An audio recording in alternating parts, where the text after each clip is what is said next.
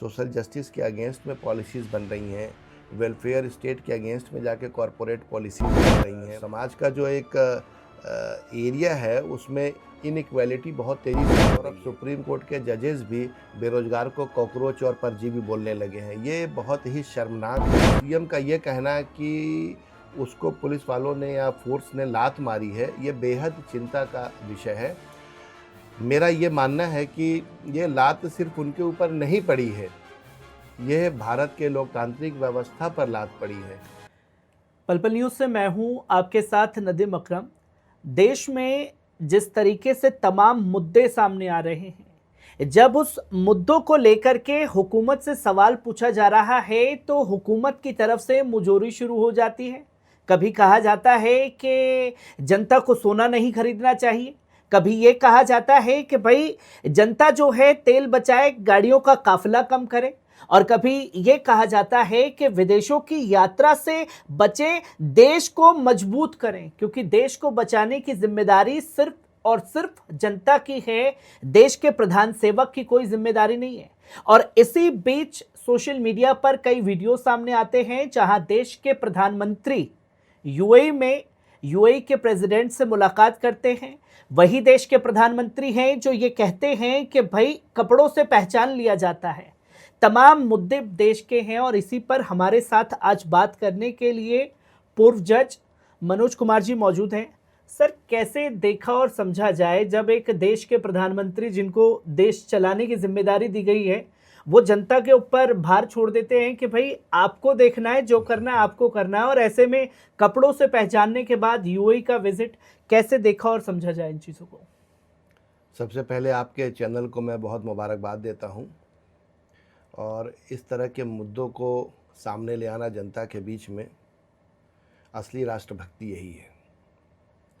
जो प्रश्न है आपका कि प्रधानमंत्री जी के द्वारा जो ऐलान किया गया है सोना 1 साल के लिए न खरीदें आम लोगों के बीच में, और पेट्रोल और डीज़ल की जो दाम बढ़े हैं, क्योंकि वैश्विक समस्या जो पूरी दुनिया में घटित हो रही है उसका प्रभाव सभी पर है, लेकिन सही नीतियां न बनाने के कारण आम लोगों पर इसका भार ज़्यादा है, इस पर बोझ ज़्यादा है। विदेश नीति कहीं ना कहीं से फेल्योर हुई है, जिसकी वजह से और जिसका बोझ आम जनता पर पड़ रहा है।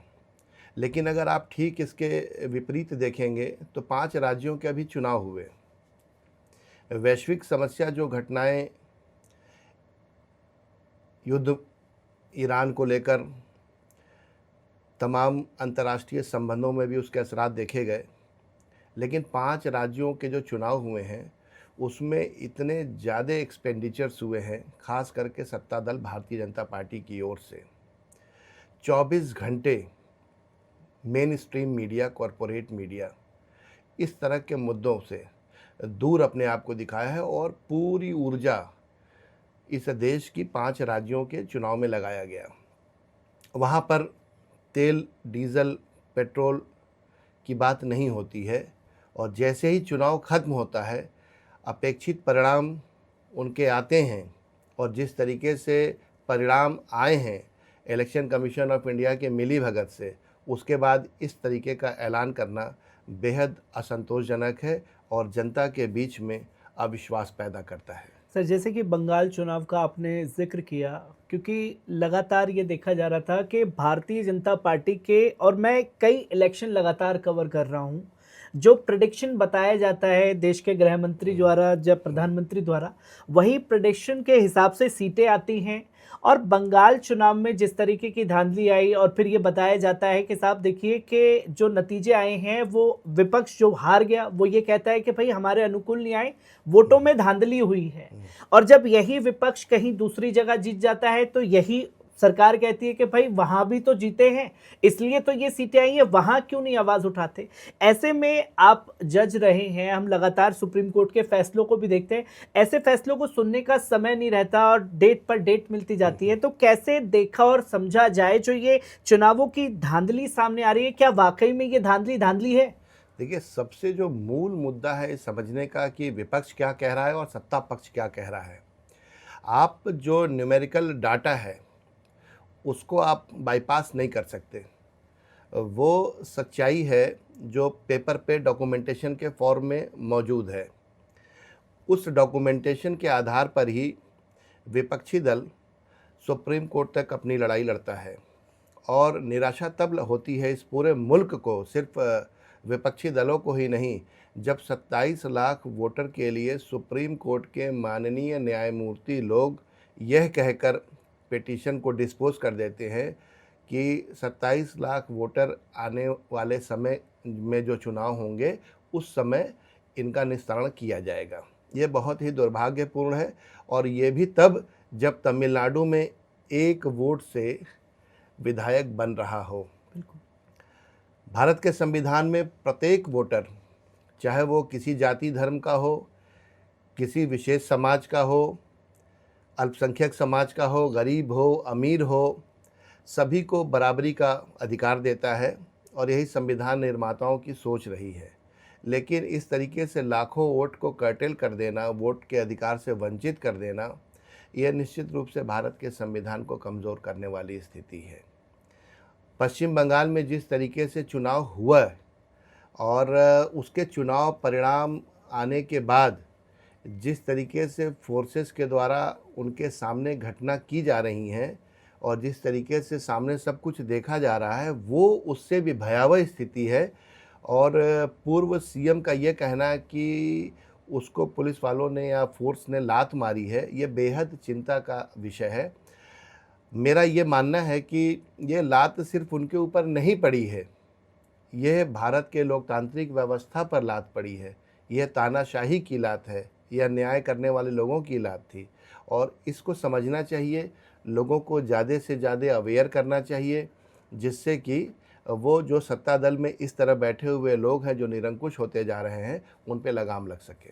सर, जैसे कि ये बातें तो हो रही हैं कि सत्ता में बैठे हुए लोग क्या कर रहे हैं, उसे लोग देख और समझ अच्छे से रहे हैं, पर जिम्मेदारी आ जाती है कि देश का जो पत्रकार है वो निष्पक्ष होकर के बात करे, जो देश के जजेस हैं वो इस पर खुल करके अपने फैसले रखें। कोर्ट में लगातार ऐसे कई सारे केसेस जो हैं वो पेंडिंग पड़े हुए हैं, सीएनआरसी से लेकर के देखें, 370 का मामला देखें और अब एसआईआर का मामला देखें, पेंडिंग पड़े हुए, कोर्ट के पास सुनने का समय नहीं है। ऐसे में आप एक जज रहे हैं, क्या प्रोस्पेक्टस देखते हैं ये जो सारी चीजें लगातार निकल करके सामने आ रही है? देखिए, भारत के संविधान में आम नागरिकों को जो अधिकार दिए गए हैं उसमें वोट के अधिकार सबसे महत्वपूर्ण अधिकार है। वोट का अधिकार वो लोग चुनते हैं कि उनके ऊपर शासन कौन करे और शासन कैसा हो। और इसीलिए भारत के संविधान की जो प्रियम्बल है, we the people of India से शुरुआत होती है, हम भारत के लोग। तो जहाँ पे मेजॉरिटी यह चाहती है कि स्कूल बने, कॉलेज बने, अस्पताल बने, इंफ्रास्ट्रक्चर बने, सोशल सिक्योरिटी बने, लोगों के बीच में भाईचारा हो, फ्रेटर्निटी हो और मानव गरिमा उन सभी से ऊपर। लेकिन जिस तरीके से सरकारें आम आदमी के अधिकारों को कुचल रही हैं, यह बेहद चिंता का विषय है। सुप्रीम कोर्ट और हाई कोर्ट में जिस तरह के निर्णय आ रहे हैं, यह भी जनता के बीच में एक बहुत ही गंभीर चिंता का विषय है। और धीरे धीरे आम आदमी का विश्वास न्यायपालिका से काफ़ी कम हुआ है। जबकि सुप्रीम कोर्ट को भारत के संविधान में गार्जियन ऑफ द कॉन्स्टिट्यूशन कहा गया है, लेकिन अब ऐसा एक गार्जियन वाली जो व्यवस्था है वो धीरे धीरे ऐसा होते जा रही है कि वो भी कहीं ना कहीं सत्ता पक्ष के प्रभाव में आकर अपने निर्णय कहीं ना कहीं से आ रहे हैं। इसका उदाहरण आप देखे होंगे, 4 सुप्रीम कोर्ट के न्यायमूर्ति गण सुप्रीम कोर्ट के कैंपस में आते हैं और वो कहते हैं कि democracy is in danger, please save. और वो कहते हैं कि हम लोगों ने ये प्रेस कॉन्फ्रेंस इसलिए की ताकि भविष्य में जब हम लोग नहीं रहें तो जब ये बात उठेगी कि जिस समय अधिकारों को कुचला जा रहा था, अधिकारों को वॉयलेट किया जा रहा था, तो उन्हें कोई बुरा ना कहे, ये उनके अंतरात्मा की आवाज़ थी। और समय के बदलाव के साथ साथ जिस तरीके से न्यायपालिका का योगदान होना चाहिए था भारत के संविधान को मजबूत करने के लिए, वो अपने उस पर खरा नहीं उतर पा रही है। इसीलिए मुख्यमंत्री लोगों को भी पेटिशनर के रूप में आना पड़ रहा है और न्यायालय में जाकर सत्याग्रह करना पड़ रहा है कि रेक्यूज़ल जैसे सिद्धांतों पर भी जस्टिसेस अड़े हुए हैं, जिससे कि न्यायिक संस्था का कहीं न कहीं आम आदमी के बीच में एक गिरावट जैसा देखने को मिलता है। क्योंकि सर जैसे कि आपने बताया डेमोक्रेसी डेंजर, तमाम लोगों ने वो वीडियो देखे, तमाम बड़े जज जो हैं सामने आए। फिर उन्हीं जजों के फैसले भी देखे 2019 में बाबरी मस्जिद को लेकर के जो फैसला जी, सुनाया, जी। और वही जज जो हैं फिर राज्यसभा जाते हुए जी, देखे। उन्हीं में से कुछ जज को हार्ले डेविडसन बाइक जो है वो भाजपा नेताओं की तरफ से गिफ्ट कर दी जी, जाती है। तो क्या वाकई निष्पक्षता रह गई है किसी फैसलों को लेकर के, या अब पूरा डैमेज कंट्रोल कर लिया है हर महकमे को, खासतौर पर सत्ता ने? देखिए, सत्ता से भी बड़ा है भारत की जनता। और जो न्यायपालिका ने जिस तरीके की व्यवस्था बना रही है, उससे लोगों का विरोध लगातार बढ़ते जा रहा है। कोई जमानत प्रार्थना पत्रों का निस्तारण नहीं होता है, 400 डेट लगती हैं, जो कि हिस्टोरिक है। और उसके बारे में इस देश में ही नहीं, इस न्यायिक व्यवस्था के बारे में दुनिया के अन्य मंचों पर भी जो डेमोक्रेसी में विश्वास रखते हैं, जो वेलफेयर वैल्यूज़ पे विश्वास रखते हैं, जो ह्यूमन वैल्यूज़ को बहुत ऊपर रखते हैं, उनके बीच में चर्चा का विषय बना हुआ है कि ये लगातार भारत में इस तरीके का न्यायिक जो जुडिशियल कैरेक्टर है, वो क्यों उसमें गिरावट हो रही है। और कई जस्टिसेस का आफ्टर द रिटायरमेंट बेनिफिट्स वाला पद लेना, यह भी एक आम धारणा बनते जा रही है कि आप जैसे निर्णय दे रहे हैं, तो कहीं निर्णय इसलिए तो नहीं दे रहे हैं कि 62 वर्ष के बाद या 65 वर्ष सुप्रीम कोर्ट में पूरा करने के बाद कोई आपको पद चाहिए। अभी बंगाल में आपने देखा होगा, जो चीफ ऑब्जर्वर थे उनको चीफ सेक्रेटरी बना दिया गया। तो लोगों के बीच में अगर इस तरीके की समझ विकसित होगी कि ये जो चीफ इलेक्शन ऑब्जर्वर है, ये चुनाव के परिणाम आने के बाद ये फिर चीफ सेक्रेटरी बनेंगे, तब तो वो बायस्ड होकर काम कर रहे हैं, वो फिर वो चुनाव कहाँ रहा। अगर आपका इंटरेस्ट है, फ्यूचर में इंटरेस्ट बना रखा है आपने, तो निश्चित रूप से आप सत्ता पक्ष का साथ देंगे, फिर निष्पक्षता रही कहाँ। आपकी पूरी इंटीग्रिटी डाउटफुल रहेगी।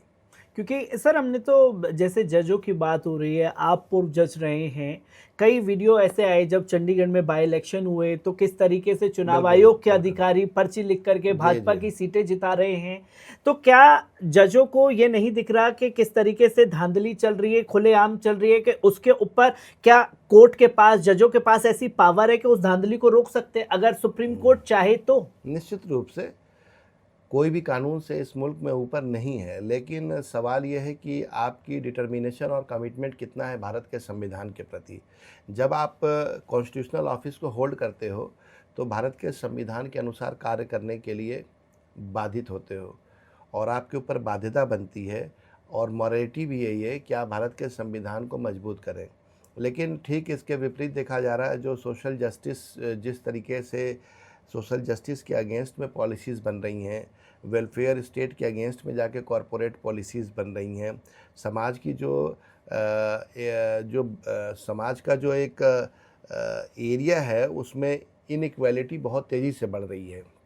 नतीजा ये है कि बेरोज़गारी बढ़ रही है, शिक्षा की गिरावट लगातार चल रही है, स्कूल कॉलेजेस बंद किए जा रहे हैं, कैपिटेशन फ़ीस बहुत ज़्यादा है, स्कूल्स में फ़ीस, ड्रेस कोड, तमाम महंगाई है।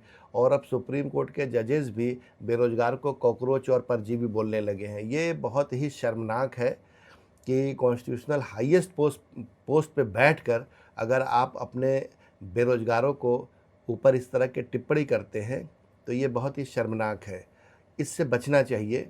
इससे जनता के बीच में, छात्रों के बीच में, उनके मनोवृत्ति में, उनके साइको में बहुत सारा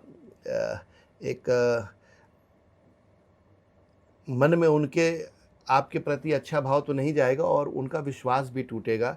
जिस देश में छात्र कमज़ोर होगा, वो देश कभी विकसित नहीं हो सकता। जहाँ छात्रों को कमज़ोर किया जा रहा है, हम लगातार देख रहे हैं जज का बयान के कॉकरोच कह दिया, कीड़े मकोड़ों से तुलना कर दी गई। नेट एग्ज़ाम को लेकर के जिस तरीके की तस्वीरें सामने आई, पेपर लीक, क्योंकि ये पहली बार पेपर लीक नहीं है, इससे बेरोजगार पहले कोई भी पैदा नहीं होता, बेरोजगार पैदा नहीं होता। जो विश्व के डेवलप्ड कंट्रीज़ हैं, वहाँ शिक्षा की गुणवत्ता कुछ और है। आप स्टेट में जब आप नीतियाँ ऐसे बनाते हो इनइक्वालिटी के बेस्ड पे, इसलिए वो बेरोजगार होता है। शिक्षा को आप एक अधिकार के रूप में देते हो, 6 वर्ष से 14 वर्ष की आयु में देते हो, और उसके बाद आप इस तरह कॉकरोच वाली परिभाषा ले आते हो हाईएस्ट पोस्ट पे बैठ के, तो ये अनएथिकल है। आप मजाक उड़ा रहे हो बेरोजगार का। बेरोजगारी कोई जन्म से नहीं आती। आपने इस तरह की नीति क्यों नहीं बनाई 76 साल में कि लाखों करोड़ों लोग बेरोजगार न हों? आपने कैसी शिक्षा पद्धति दी है, इसका समीक्षा होना चाहिए था, इसका मूल्यांकन होना चाहिए था। और जो नीति निर्माता थे इस मुल्क में, विधायिका के ज़रिए या प्रशासनिक पदों पे बैठे, आपने ऐसी व्यवस्था क्यों बना दी 76 सालों में कि आपके इस मुल्क में हज़ारों लाखों करोड़ों लोग बेरोजगार हो रहे हैं? उनका निवारण करना चाहिए। ये एक राष्ट्रीय समस्या है, इसका निवारण करना चाहिए, ना कि उनके ऊपर इस तरीके की अपमानजनक टिप्पणी करनी चाहिए। क्योंकि जब छात्रों को ही कमज़ोर करने के लिए फैसले दिए जा रहे हैं, टिप्पणी की जा रही है, ताकि क्या ये देखा जाए कि ध्यान भटकाने के लिए छात्रों को लेकर के, क्योंकि नेट का पेपर लीक हुआ और ये पहला पेपर नहीं है, इससे पहले यूपी पुलिस का पेपर लीक हो जाता है। ये किस तरीके की शिक्षा व्यवस्था चल रही है, जिस शिक्षा व्यवस्था पर दुनिया भरोसा करती थी कि भारत की शिक्षा अच्छी है, वहाँ अच्छी शिक्षा मिलती है, कितना बड़ा दाग लग रहा है ये जो सारी चीज़ें निकल करके देखिए, सामने। समाज का जो अपर स्ट्रेटा है, जो प्रिविलेज्ड कम्युनिटी के लोग हैं, वो अपने बच्चों को विदेश में भेजते हैं पढ़ने के लिए। विदेशों में भारतीय छात्रों का बहुत बड़ा तबका जो है वो विदेशों में जाकर शिक्षा ग्रहण करता है। जिनके पास संसाधन है, जिनके पास माल दौलत है, पैसे रुपए हैं, जो सोशली मजबूत भी हैं, वो अपने बच्चों को बाहर भेजते हैं।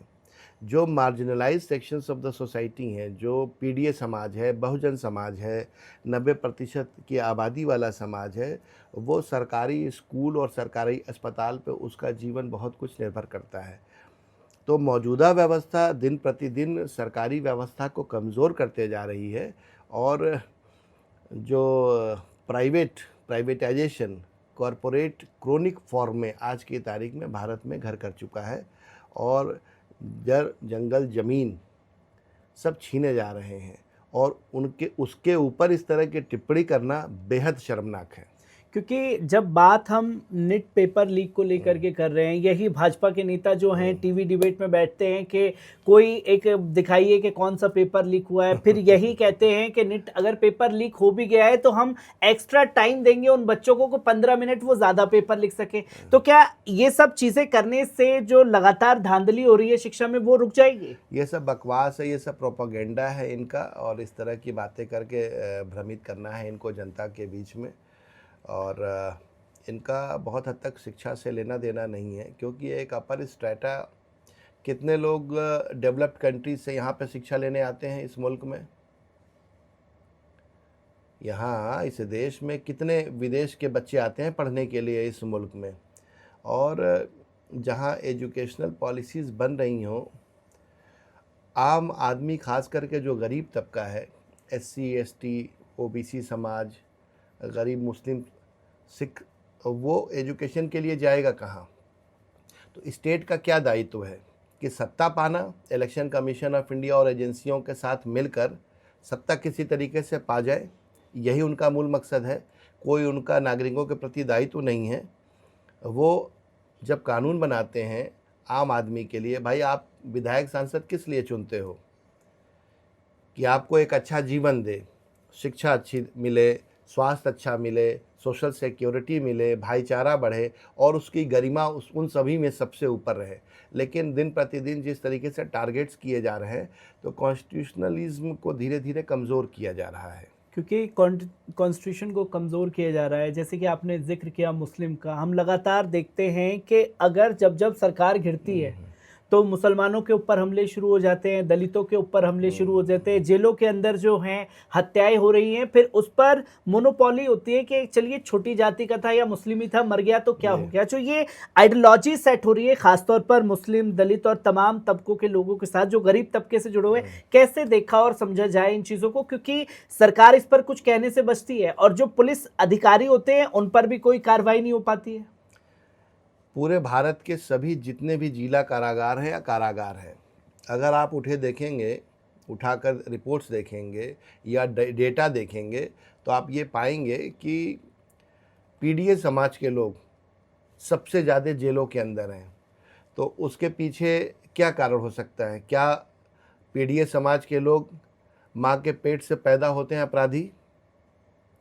आपने एक ऐसा समाज का निर्माण किया है जहाँ शिक्षा उसको दिया है, कुपोषण उसको दिया है, सामाजिक अधिकार उसके छीने हैं, और आप कहते हो कि वो अपराधी है, फिर उसको जेलों के अंदर डालते हैं। उसके पास केस लड़ने के लिए पैसे नहीं होते, केस हारता है वो, और तमाम सैकड़ों साल जेल में रहता है। बहुत से मुकदमे ऐसे भी लगाए जाते हैं प्रिवेंटिव डिटेंशन के नाम पे, जिसमें उनके पैरवी करने वाले लोग नहीं होते। बिल्कुल। और बेचारे, मैं बेचारे कहूँगा उनको, वो जेलों के अंदर कई वर्षों तक, कई महीनों तक ऐसे ही पड़े रहते हैं। और ये कमाल की बात ये है कि जो पीडीए समाज है, इसकी आबादी आपको जेलों में सबसे ज़्यादा मिलेगी। और एक बात और मैं बताऊँ आपको, किसी भी जनपद से लेकर पूरे भारत के किसी भी ज़िले का अगर आप उठा के देखेंगे, तो जितने भी सुरक्षा की नीयत से जितने भी लाइसेंस दिए गए हैं, ये नॉन पीडीए समाज के लोग, जो लोग वायलेंस कर रहे हैं, जो लोग हिंसा फैलाते हैं, जो लोग इस देश में अपर क्लास के लोग हैं ख़ास करके, वो अपने पास लाइसेंस वाले भी असलहे रखते हैं, और जो असुरक्षित समाज है उसके जो एप्लीकेशंस होते हैं उसको आउटराइटली रिजेक्ट किया जाता है। हम लोग को क्षेत्रों से कई बार ऐसा सुनने में मिलता है और देखने को भी मिल रहा है कि जब ये अप्लाई करते हैं तो इनको सुरक्षा के नाम पर टाल दिया जाता है। वही ठीक दूसरी ओर जो जुल्म कर रहा है, जो जाति कर रहा है, उसको आप लाइसेंस भी दे रहे हो। तो एक सामाजिक असमानता वाला जो ये देश है, कोशिश तो ये होनी चाहिए थी कि जो मेन स्ट्रीम से पीछे रह गए हैं उनको मेन स्ट्रीम में ले आया जाए, और वो थ्रू कॉन्स्टिट्यूशनल प्रोसेस ही आएगा। लेकिन उसमें जिस तरीके से सुप्रीम कोर्ट की अपनी भूमिका है और वर्तमान सरकार है, वो आम आदमी के विरोध में ऐसा लगता है कि खड़ा होकर बना रहा है नीति। क्योंकि सर जैसे कि ये तो पीडीए को लेकर के जो जेलों के अंदर संख्या ज़्यादा है, इसमें भी एक चीज़ हमने लगातार देखी है, जो खुद ग्राउंड पर महसूस की है कि छोटी कम उम्र के लोगों का इस्तेमाल ज़्यादा किया जा रहा है अपराधी बनाने के लिए, जिसमें उम्र होती है अपराधी बच्चे की 14 से 16 साल के बीच में। तो ये परसेप्शन जो सामने बनाया जा रहा है, एक युवा को बनाने के लिए शिक्षा देनी थी, पर ये सरकारें जो लगातार बना रही है अपराधी, तो कैसे देखा जाए? आप एक जज के तौर पर कैसे देखते हैं और कैसे इन चीज़ों से निपटा जा सकता है फिर? देखिए, विद्वानों का मत रहा है कि व्यक्ति परिस्थितियों और आसपास के सराउंडिंग से सबसे ज़्यादा प्रभावित होता है। जो मनोवैज्ञानिक उसकी दशा होती है, वो अपने सराउंडिंग से क्रिएट होती है। अगर किसी भी इंसान के पास शिक्षा का मूल्य नहीं है, स्वास्थ्य नहीं है, उसके पास एजुकेशन नहीं है, वो कभी स्कूल का रास्ता नहीं देखा है, तो फिर उसके पास ऑप्शन क्या है? उसके पास ऑप्शन क्या रह जाता है? तो इस तरीके की खास करके पीडीए समाज, जो गरीब समाज है, आप उसको एजुकेशन से महरूम कर रहे हो। और सुप्रीम कोर्ट और ने जो कानून के फॉर्म में जिस तरीके के इम्प्लीमेंटेशन किए जा रहे हैं पॉलिसीज़ को गरीब बच्चों के लिए या जो इकोनॉमिकली पुअर है, लेकिन उसके बावजूद भी वो ग्रोथ रेट ना के बराबर है। वहीं स्कूल्स को लगातार बंद किए जा रहे हैं और कच्ची और पक्की शराब की दुकानें खोली जा रही हैं। ख़ासकर उन जगहों पे ज़्यादा इनकी मात्रा है जहाँ पीडीए समाज के लोग रहते हैं। क्योंकि सर हमने लगातार देखा है, स्कूलों की बात आ रही है, तो हमने ये भी देखा है कि छोटी नज़्म पढ़ने पर अल्लामा इकबाल की अगर आपने कहीं शायरी पढ़ दी, दुआ पढ़ दी, तो उसको लेकर के कार्रवाई हो जाती है। और यही हमने देखा है कि स्कूलों के अंदर एक तबके के खिलाफ नफरत भरी जा रही है, कहीं बुर्का पहन करके एग्ज़ाम देने चले गए तो रोका जा रहा है। तो कैसे देखा जाए, समझा जाए? क्योंकि आज के दौर में तो जो युवा है वो कल का मोदी और कल का योगी बनना चाहता है, तो कितना खतरनाक है ये समाज के लिए खास तौर पर? नहीं, आपको ये भी कहना चाहिए कि वो अम्बेडकर भाई भी बनना चाहता है। अम्बेडकर भी बन सकता है वो, और जो हज़ारों लाखों करोड़ लोगों के जीवन में परिवर्तन ले आते हैं, अपनी कलम से ले आते हैं, किताब से ले आते हैं, और दुनिया के सभी समाजों में इस कलम और किताब की ही मान्यता है। लेकिन जो मौजूदा समय है वो आम आदमी की जो शिक्षा प्रणाली है उसके विरोध में काम कर रहा है। गरीब समाज के खास कर के लिए उनके विरोध में जाके काम कर रहा है। महिलाओं के लिए जिस तरीके की नीतियाँ बनाई जा रही हैं वो मेन स्ट्रीम से काफ़ी दूर हैं, और जो प्रोपागेंडा जैसे महिला आरक्षण बिल का मुद्दा लेकर आए जो 2023 में ही प्रभावी है, तो उसको आप लागू करो, लेकिन उसमें एससी एसटी के साथ ओबीसी महिलाओं को क्यों नहीं दे रहे हैं? हमने देखा कि बहुत से मामलों में जहाँ एजिटेशंस बीजेपी करा रही है उसमें ओबीसी समाज की भी महिलाएं हैं।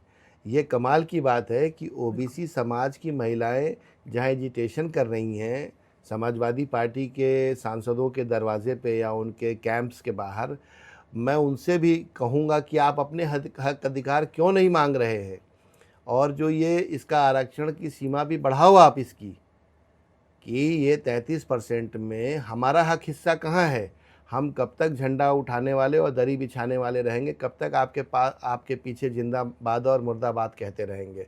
ओबीसी समाज की महिलाओं का भी प्रतिनिधित्व होना चाहिए। इस देश में भारत का संविधान लागू है, सभी लोग बराबर है, यही बराबरी के सिद्धांत को लाने के लिए ही संविधान को ताकत दी गई है।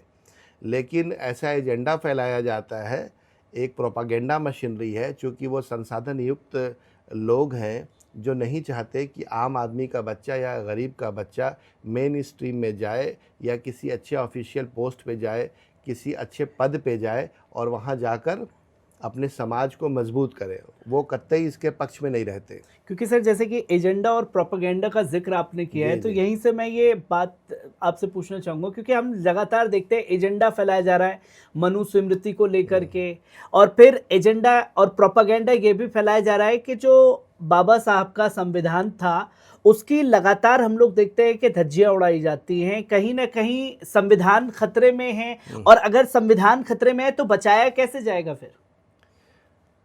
अवेयरनेस से, एजुकेशन से, जो पीडीए समाज के जो महापुरुष हैं उनके बारे में लोगों को अवेयर करके, अंधविश्वास से के अगेंस्ट में बताया जाए, लोगों को प्रचार प्रसार किया जाए। और कॉन्स्टिट्यूशनल ड्यूटी है सभी के ऊपर कि आप कॉन्स्टिट्यूशनलिज्म इस देश में ले आएँ, और वो तभी संभव है, इस देश का भाईचारा तभी मजबूत होगा जब संविधान की अवेयरनेस। पूरा 2024 का चुनाव आपने देखा होगा कि संविधान को मानने वाले लोगों में और संविधान का विरोध करने वाले लोगों में, इस बार संविधान की प्रति लेकर चुनाव हुआ था। ये 76 वर्षों में पहली बार ऐसा देखने को मिलता है कि भारत का संविधान लेकर, चाहे वो लीडर ऑफ अपोजिशन हो, चाहे समाजवादी पार्टी के राष्ट्रीय अध्यक्ष जी अखिलेश जी हों, हर जगह भारत के संविधान की चर्चा परिचर्चा हो रही है। निश्चित रूप से ये आज सत्ता पक्ष इलेक्शन कमीशन ऑफ इंडिया या कॉरपोरेट के साथ मिलकर तमाम एजेंसीज़ में कुछ ऐसे लोग उसमें बैठे हुए हैं जो भारत के संविधान के विरोध में काम कर रहे हैं और एक तरफा कार्रवाई कर रहे हैं, जो किसी भी राष्ट्र के लिए सही नहीं है। लेकिन जिस तरीके से जनता के बीच में विरोध हो रहा है, किसानों के बीच में इनका विरोध है, छात्रों के बीच में विरोध है, आम आदमी की अब सब्जी बनाने तक की तेल की बात की जा रही है, आपके गाड़ी मोटर में तेल डीजल की बात की जा रही है, सब सारे लोग धीरे धीरे इनके विरोध में जा रहे हैं और इसीलिए इनको हिंसा करनी पड़ रही है, इसीलिए फर्जी मुकदमे लगाए जा रहे हैं, इसीलिए नई नई कानून, कड़े कानून बनाए जा रहे हैं। लेकिन मैं फिर कहूँगा कि भारत की जनता से ज़्यादा ताकतवर कोई भी दल नहीं हो सकता। उनकी अवेयरनेस जैसे बढ़ेगी, ये इनको उखाड़ के फेंक देगी।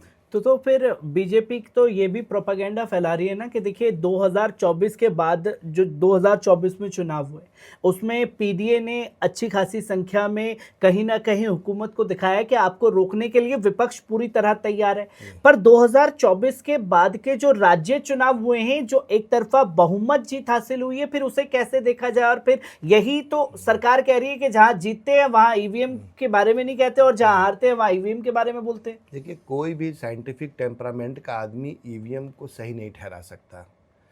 इलेक्ट्रॉनिक वोटिंग मशीन अनकॉन्स्टिट्यूशनल है, उसके पीछे कोई साइंटिफिक प्रूफ नहीं है और इस समय इसकी विश्वसनीयता इस बात की और मजबूत हो जाती है कि संवैधानिक पोस्ट पर बैठे हुए लोग आफ्टर द रिटायरमेंट या आफ्टर द रिज़ल्ट वो दूसरे पदों पे चले जा रहे हैं, दूसरे बेनिफिट वाले पदों पे चले जा रहे हैं।